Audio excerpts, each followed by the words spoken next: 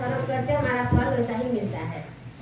तो अब भगवान के पास जाके महादेव से खूब पूजा करे। अब जाके महादेव हर पंडित के मंदिर मंदिर जाए, सबसे पूजा पाठ करे कि हे भोला बाबा एक पुत्र दे दो, हे भोला बाबा एक पुत्र दे दो।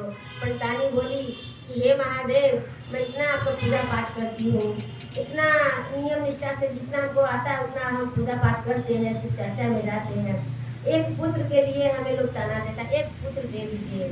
तो कोई साधु महात्मा बोला कि जाओ जे फलाने जगह कोई ऋषि है, उस ऋषि के पास जाओ, तुम्हें वो बताएंगे उपाय। तो बोला ठीक है। तो वो ऋषि के पास गए, वो ऋषि बताया कि भगवान से पूजा करो तब भगवान तुमको कहेंगे। तो पंडित जी कैसे पता निकाल के देखते हैं? तो पंडित जी बोले कि कैसा पुत्र चाहिए आपको? तो साधु बन के महादेव आ गए और बोले कि कैसा पुत्र चाहिए? पंडित जी से बोले कैसा पुत्र चाहिए? तो पंडित जी बोले पुत्र कैसा चाहिए? ऐसा पुत्र चाहिए जो कुल में नाम रोशन करे, नाम रोशन करे और माँ बाप के कुल का मान रखे, पुत्र ऐसा चाहिए, पुत्र ऐसा चाहिए। तो बोला कि ठीक है। बोला कि कपुत्र पुत्र चाहिए कि सपुत्र चाहिए? तो पंडित जी बोले कपुत्र कैसा होगा, सपुत्र कैसा होगा? बोले कि सपुत्र पुत्र कितने दिन जिएगा, कपुत्र कितने दिन जिएगा? तो बोला सपुत्र पुत्र तुम्हें जन्म लेगा तो 5 साल तक ही जिंदा रहेगा, लेकिन 5 साल में तेरा नाम रोशन कर देगा, पंडित जी आपका नाम रोशन कर देगा।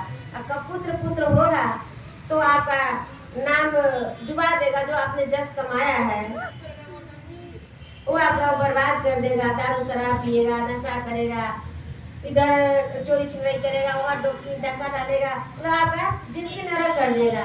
पंडित जी सोचे कि हम कर्ण जाति से पंडित है, कर्ण से हम विद्वान है, विद्वान के कोखी में यदि ऐसा कपुत्र बच्चा पैदा ले ले तो मेरा जिंदगी तो ऐसे ही मैं मर जाऊंगा, ऐसी मेरा जिंदगी नरक है। बोले महादेव की जो इच्छा होगा, हे महादेव मुझे 5 साल का ही पुत्र का वरदान दीजिए। तो 5 साल में बाझन का तो दोष मिट जाएगा ना, कि हाँ हमारा ये तो नहीं कहेगा कि इनके पास कोई औलाद नहीं है, पुत्र तो हो जाएगा ना, लोगों का मुंह तो बंद हो जाएगा।